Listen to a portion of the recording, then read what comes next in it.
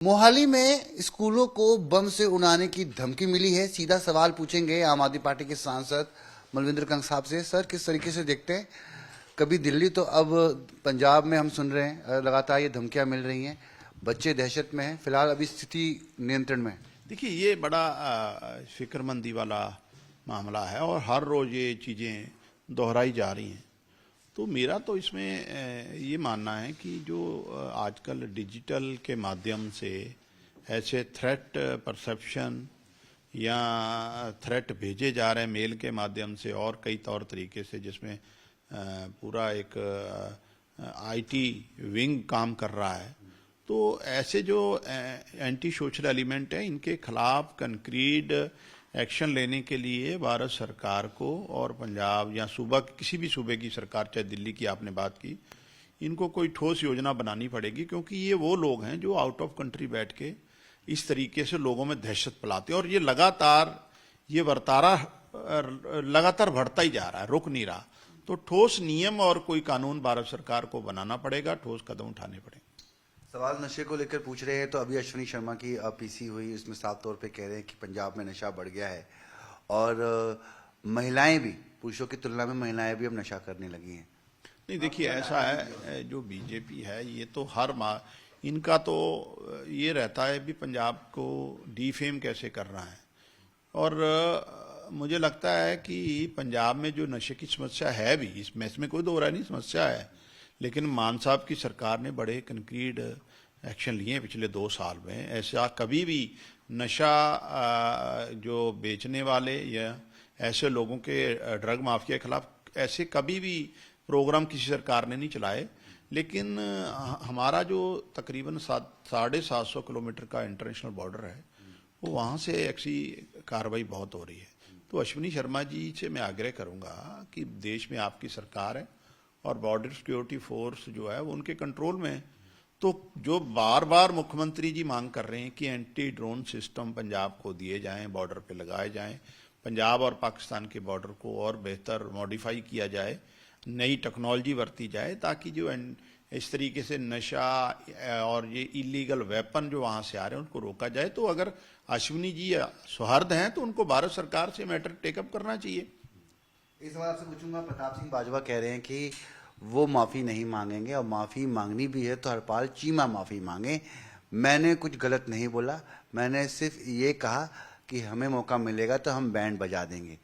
ETO Harbhajan Singh इस बयान से आहत हुए थे, प्रदर्शन हुआ था, मगर बाजवा साहब माफ़ी नहीं मांगी। उन्होंने ये कहा था कि जो बैंड बजाने वाला यहाँ ईटीओ है, क्योंकि ईटीओ साहब का पारिवारिक कारोबार, कामकाज, हर आदमी की रोजी रोटी किसी ने, तो बैंड बजाने वाले क्या इंसान नहीं है? मैंने पहले भी ये बात की, बैंड, देश का संविधान हर एक आदमी को लोकतंत्र तरीके से आगे बढ़ने की इजाज़त देता है। तो ईटीओ साहब भी अपनी मेहनत से, कारगुजारी से, पहले उनका परिवार बैंड बजाने का काम करता था, आज वो पंजाब के वजीर है और बेहतर वजीर है, अच्छा परफॉर्म कर रहे हैं।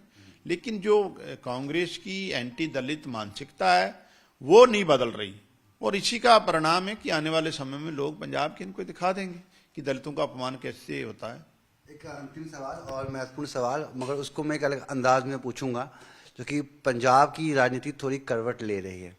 आपने गाना सुना होगा, पास वो आने लगे जरा जरा।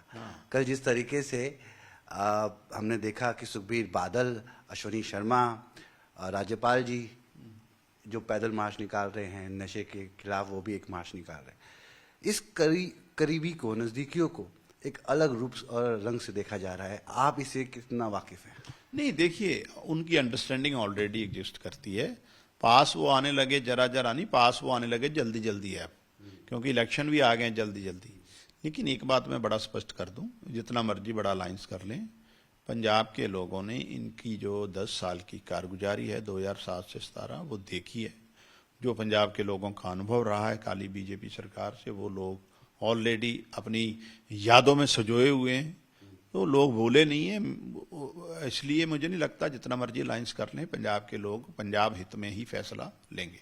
मगर ये जो सुबुकाहट चल रही थी कि अकाली दल एक होने वाला है, इसको लेकर विक्रम मजीठिया ने भी कोशिश और कवायद तेज कर दी है, मंच पर उन्होंने बोलना शुरू कर दिया है। वही जो नेता नाराज थे वो भी साथ आने के लिए तैयार है।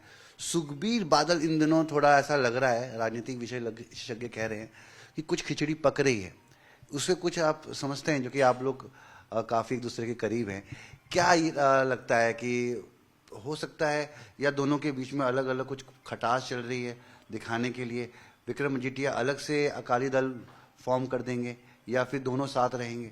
एक बात आप देखो ना, विक्रम मजीठिया साहब ने जब भी कहा है कि उन्होंने ये कहा मैं सबको इकट्ठा कर दूंगा, वो किस कैपेसिटी से इकट्ठा करेंगे? तो इससे तो बड़ा स्पष्ट है, क्योंकि सुखबीर बादल जो प्रधान है और पार्टी की दूसरी लीडरशिप का तो कोई उनके पक्ष में बयान आया ही नहीं है। तो इसका मतलब भी निजी स्तर पर, इंडिविजुअल लेवल पर अपने आपने को बड़ा करने की कवायद में ये सब लोग लगे हुए हैं। इकट्ठा करने का मकसद नहीं है, इनका मकसद है भी मैं बड़ा नेता कौन होगा पार्टी का। अगर विक्रम मजीठिया ने सबको इकट्ठा करना होता तो वो ये कहते कि हम सब लोग, हम बतौर अकाली दल अध्यक्ष जी के साथ सबको इकट्ठा करेंगे। वो तो कह रहे मैं इकट्ठा करूंगा, वो उनकी कैपेसिटी क्या है, किस। सो मुझे लगता है ये अकाली दल की अपनी लड़ाई है, और अपने कौन अकाली दल में बड़ा नेता रहेगा इसकी जो कशमकश है उसका ही परिणाम है। चलिए, धन्यवाद बातचीत करने के लिए। शुक्रिया। तो ये राजनीतिक हलचलें हैं, चुनाव की करीब आने वाले हैं, तो ये सब होता ही रहेगा। देखना दिलचस्प होगा कि पंजाब की राजनीति किस ओर आगे बढ़ती है।